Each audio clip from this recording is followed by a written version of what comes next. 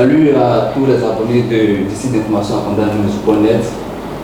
Nous recevons dans le cadre de la rubrique l'invité de la rédaction d'Apandanews.net, M. Mamadou Touré de Roth, qui est associé gérant fondateur du cabinet Fininvest. Dans le cadre de cette rubrique, il s'agira avec le journaliste Kone Yakuba ainsi que les autres responsables des services d'Apandanews.net, qui dit responsable radio, et Assi Roméo, responsable logistique, de nous entretenir avec notre invité du jour sur des grandes thématiques. Rien d'autre que un regard sur l'entrepreneuriat, sur les questions liées à l'éducation, le poids de l'économie ivoirienne dans la sous-région selon 2 ans après l'indépendance de la Côte d'Ivoire. Voici un peu le champ d'action qui va rythmer cette première rubrique de l'invité de la rédaction. Mais avant tout, il est important de préciser que M. Touré de Roth, Mamadou, est titulaire d'une maîtrise en sciences de gestion. Par la suite, il a poursuivi ses études grâce à une bourse d'études à l'UEMOA, un cursus d'expertise comptable au Centre africain d'études supérieures en gestion, au CESAC, à Dakar. Et il a obtenu le diplôme d'études supérieures de comptabilité et gestion financière de l'UEMOA. Par la suite, il s'est spécialisé en management, en conseil et en audit interne en France, où il a obtenu un master spécialisé à l'École supérieure de management de Paris, Man-la-Vallée. Un riche parcours qui attire votre curiosité. Je pense que quand on est jeune, il faut consacrer le temps aux études et un autre temps pour le travail. Donc on n'a fait que travailler, en réalité, on n'a fait que apprendre, et c'est ce qu'on conseille à la jeune génération. Oui, le secret de ma réussite, c'est le travail.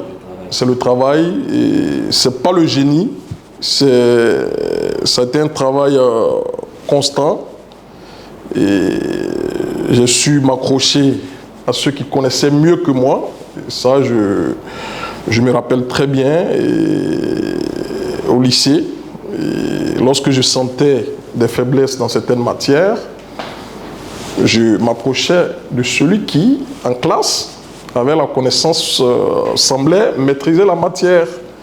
Et on se donnait des rendez-vous, si c'est le week-end, on se donnait un programme de travail où j'essayais d'améliorer mes compétences. Ça passait de la même manière quand je suis arrivé à Dakar. Et on pensait qu'avec la comptabilité qu'on avait faite en maîtrise de gestion, on pensait qu'on était bien outillé pour la comptabilité. Mais attention, lorsqu'on a commencé à aborder des sujets de comptabilité approfondie, on a compris qu'il y a des choses qui n'étaient pas très nettes. Et moi, particulièrement, j'ai un ami malien qui, lui, avait eu peut-être un parcours beaucoup plus comptable que le mien et qui était très bon. Mais je me suis accroché à lui, on a fait un programme de travail. Ça m'a permis de combler des lacunes. Donc c'est le secret de mon parcours. C'est-à-dire, ce que je ne maîtrisais pas, j'ai approché ceux qui le maîtrisaient. En toute humilité, j'ai appris, je me suis entraîné, j'ai fait beaucoup d'exercices, je me suis performé. Donc c'est le secret d'une réussite, et c'est ce qu'on conseille aux uns et aux autres. On ne peut pas tout connaître dans tout. Moi aussi, j'avais mes forces dans certaines matières, mais où j'observais des lacunes, et j'approchais ceux qui avaient la connaissance à ce niveau, de sorte qu'on échange, de sorte que je puisse tirer le meilleur de ces derniers. Et donc, ça m'a permis d'avancer. Donc, je peux dire que c'est le secret, c'est le travail. Aujourd'hui, vous êtes associé gérant fondateur du cabinet Fininvest. Concrètement, quel est le champ d'action de Fininvest? Fininvest est un cabinet de conseil qui accompagne les PME, notamment dans tous les processus d'accès au financement bancaire. Vous connaissez le problème des PME, vous connaissez le problème d'organisation. Quand on dit organisation, c'est à tous les niveaux. Les PME ont des problèmes en termes de management. Les PME ont des problèmes d'organisation comptable. Les PME ont des problèmes d'organisation fiscale. Les PME ont des problèmes d'organisation en termes de gestion de projet. Donc, tout ceci mis sur la table, et elles se plaignent elles se plaignent que les banques ne veulent pas les financer. Avant que je n'arrive dans ce métier, je me posais la question, est-ce les banques qui refusent de financer les PME ou est-ce que ce sont les PME qui ont des problèmes? Donc, j'ai créé Fininvest pour essayer de réunir d'une part les agents à besoin de financement qui sont les entreprises, les PME, et d'autre part les agents à capacité de financement que sont les banques. Et aujourd'hui, nous essayons, pour les PME qui le désirent, nous essayons de les accompagner de sorte à ce que lorsque elles décident de demander un financement à la banque, cela puisse se passer dans de bonnes conditions et que la banque puisse être à l'aise à leur octroyer un crédit. Pourquoi? Parce qu'il y a un minimum de travail qui a été fait avant de se présenter au guichet de la banque. Il faut dire que le tissu des PME et le tissu des entreprises en Côte d'Ivoire est constitué à 80% des PME. Effectivement, à l'arrivée du président de la République au pouvoir, il y a eu beaucoup de réformes facilitant, je dirais, la course à la création d'entreprises. Et qu'est-ce qu'on a constaté? Beaucoup d'entreprises créées, et nous on allait beaucoup plus dans la recherche, on a constaté que le nombre de ces entreprises n'atteignent pas 3 ans de vie. Beaucoup de ces entreprises meurent avant leurs 3 ans. Et cela est lié à beaucoup de choses. La culture entrepreneuriale, il faut l'inculquer à tous ces jeunes qui veulent se lancer dans l'entrepreneuriat. Parce que il y a l'orthodoxie des affaires. Et malheureusement, on constate beaucoup de dirigeants de PME qui sont souvent à la base de la disparition de leur entreprise. Pourquoi? Parce que le minimum, on refuse de respecter le minimum. On refuse de respecter le minimum. Nombre de PME se présentent à notre cabinet qui n'ont même pas les 3 bilans. Vous comprenez? Et une banque ne regarde pas un dossier bancaire d'une entreprise qui n'a pas les 3 bilans. Vous comprenez? Donc, effectivement, l'engouement est là, création des entreprises, mais comment faire de sorte à ce que ces entreprises puissent être pérennes? Et aujourd'hui, nous faisons notre part. Nous essayons de les accompagner, de les organiser, de leur permettre d'avoir accès au financement bancaire. Je pense que ce qui est très important d'ailleurs pour leur survie, parce que les problèmes de trésorerie et les difficultés d'accès au financement pour les investissements restent des problèmes cruciaux. Donc, on encourage la création des PME, mais une chose est de créer énormément de PME, mais une autre chose est que ces PME puissent exister dans le temps. PME qu'on peut résorber le chômage.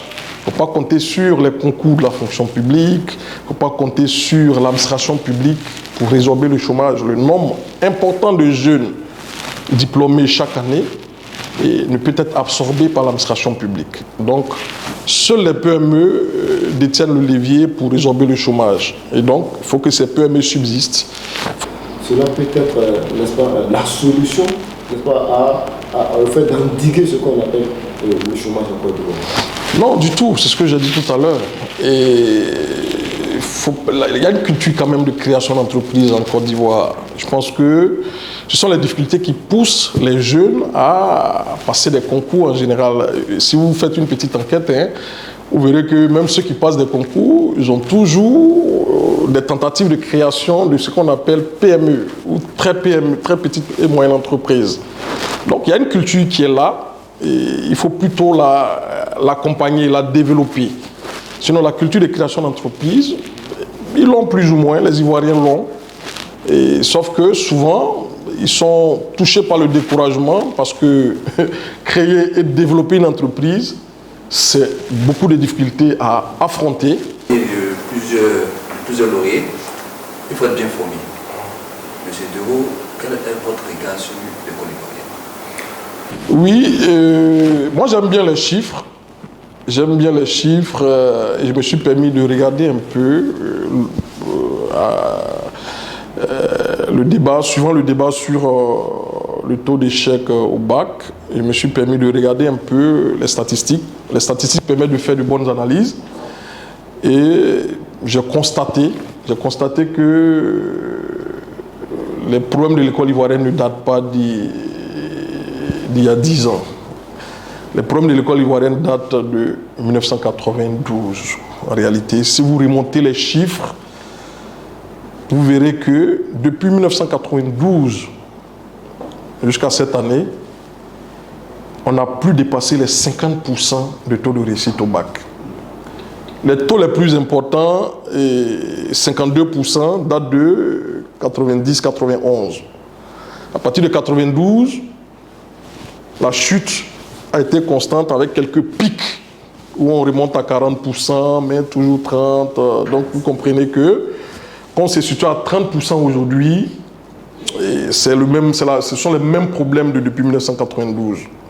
Donc si vous retournez un peu dans l'histoire, 1992, vous savez un peu d'où viennent les problèmes. Donc les problèmes de l'école ivoirienne viennent je dirais depuis le multipartisme. Voilà. Donc avec toute la vague qui a secoué l'école ivoirienne, avec toute la vague des manifestations politiques, des manifestations dans les universités, dans les écoles, les problèmes de l'école ivoirienne viennent de là. On peut en sortir si on se pose les vraies questions. Donc moi je suis reparti plus loin pour qu'on se pose les vraies questions. On se pose les vraies questions. Aujourd'hui, les vraies questions qu'il faut se poser, parce que depuis qu'il y a eu ces mouvements dans l'école, comment est-ce que la formation des formateurs a lieu? D'abord, le recrutement déjà. Ce sont les questions qu'il faut se poser. Si l'école a un problème aujourd'hui, les formateurs, comment est-ce qu'ils sont recrutés? Comment est-ce qu'ils sont formés? Vous comprenez? Aujourd'hui, l'enseignement n'est plus un sacerdoce. Vous comprenez? C'est pareil, c'est-à-dire les gens vont à l'enseignement parce qu'ils n'ont pas mieux. Vous voyez? Et le gouvernement actuel, effectivement, a revu à la hausse les salaires des enseignants, mais l'enseignement reste encore, aller enseigner reste encore, voilà, une fonction par défaut. Est-ce que les gens y ont le cœur? Est-ce que enseigner, on y met le cœur? Donc, ça c'est un premier problème. Mais c'est pas le seul problème. Il y a aussi le problème des infrastructures. Le problème des infrastructures, c'est vrai qu'il y a eu beaucoup de classes construites, mais est-ce que dans toutes les régions, effectivement, le nombre d'élèves par classe, le ratio élèves-enseignants, est-ce que tout ça c'est respecté? Ça, c'est des pavés dans la mare que je mets. Je ne suis pas là en profondeur dans l'analyse de tout ça. Mais encore, il y a le problème qui concerne aussi les élèves. Les élèves. Moi, j'analyse aussi. Il y a la période livresque. Il y a la période Internet. La période livresque, effectivement, les élèves étudiaient beaucoup plus. Aujourd'hui, il y a un gaspillage de temps des élèves à être sur les réseaux sociaux. Donc, on subit les effets pervers, quelque part, de la démocratisation des NTIC, de tout ce qui est Internet. Vous comprenez un peu? Et là, les familles ont un rôle majeur à jouer. Voilà, les familles ont un rôle important à jouer pour que ce résultat, ce mauvais résultat au bac qu'on a depuis des années, les familles ont un rôle important à jouer dans l'encadrement de leurs enfants. Parce que la faute n'est pas uniquement celle des enseignants, la faute n'est pas uniquement celle de l'État, de par les infrastructures. Donc il y a aussi les familles qui ont un rôle important à jouer dans l'encadrement des enfants, qui aujourd'hui gaspillent le temps à autre chose qu'à étudier. Donc c'est tout ça qu'il faut revoir. Je pense qu'il faut aller vers les états généraux de l'école.